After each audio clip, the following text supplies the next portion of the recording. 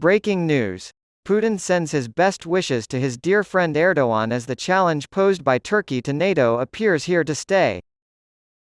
On Sunday, the people of Turkey gave Recep Tayyip Erdogan, the country's strong and nationalist president, another 5 years in office. According to the Kremlin, Russian President Vladimir Putin was among the leaders who congratulated Erdogan on his win on Monday, calling him a dear friend. The 85 million people who make up Turkey's population have a lot riding on the outcome of this historic election for the country's democracy, economy, and international relations. However, its significance extends far beyond Turkey's borders.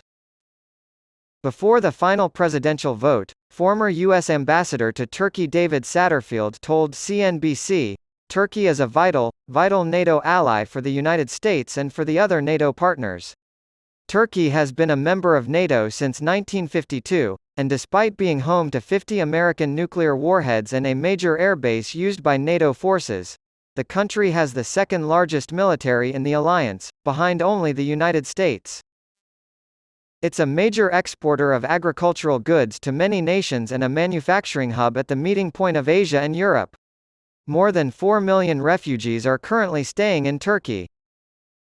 Recent events have seen Erdogan's government take the diplomatic lead between Russia and Ukraine, mediating an agreement on grain exports through the Black Sea that will allow Ukraine to resume exporting essential produce that has been blocked by Russia's full-scale invasion.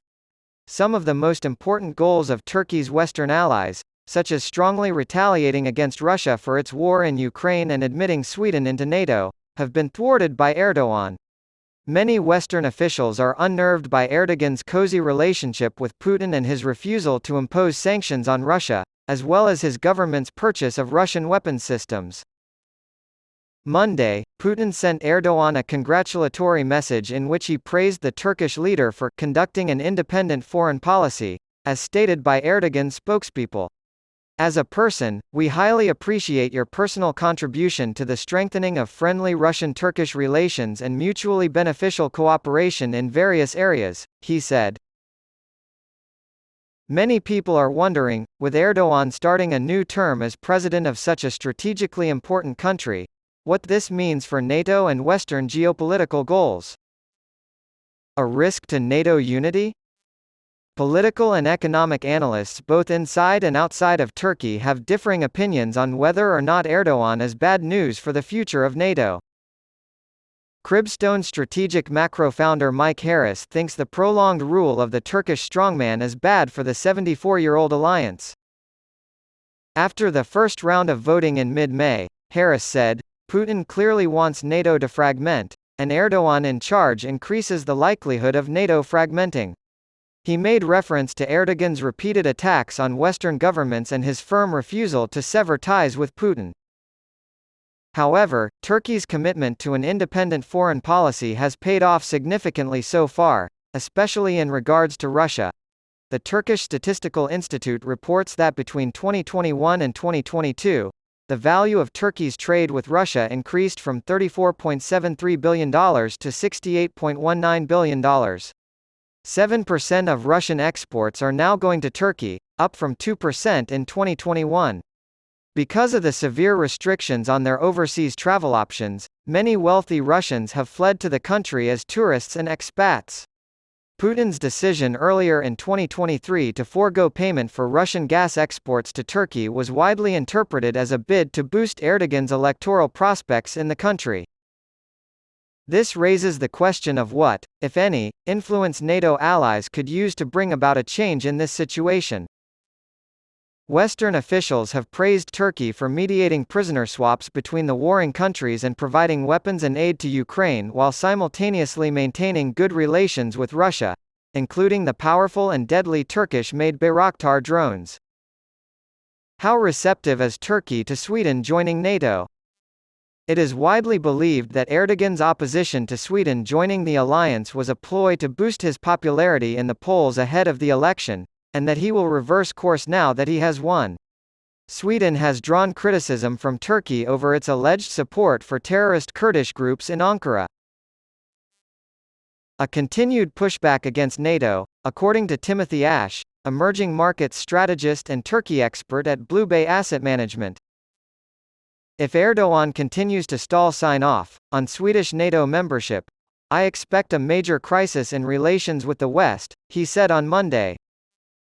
As Ash put it, because of pressure on the lira, I expect Erdogan to compromise on Sweden's NATO bid, referring to the Turkish currency that has lost some 80% of its value against the dollar in the last 5 years, largely due to unorthodox monetary policies directed by Erdogan.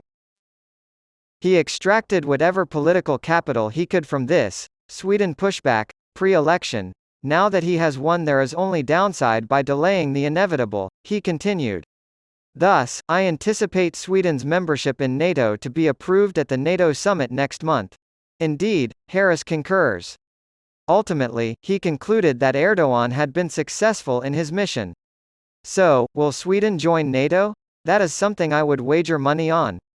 He should stop trying to win that argument. There was an electoral stake in that. The Swedish and Turkish foreign ministers are scheduled to meet soon to discuss Stockholm's possible accession to NATO, as reported by Reuters and the Swedish Foreign Ministry on Monday. CNBC has reached out to the Turkish presidency for a response. Communication with Russia is crucial. Turkey, not Turkey's Western allies, will be the primary beneficiaries of Erdogan's foreign policy decisions. Ankara's relationship with Russia is vital, in the words of former U.S. Ambassador to Turkey David Satterfield, whether or not it is good for NATO. Turkey has been a vital ally for the North Atlantic Treaty Organization and the international coalition opposing Putin's war in Ukraine. Satterfield told CNBC's Dan Murphy on Friday, I think supporting Russia is not the term I would use. Turkey's relationship with Russia is crucial, he said, adding that it has brought both good and bad fortune to Turkey in the past.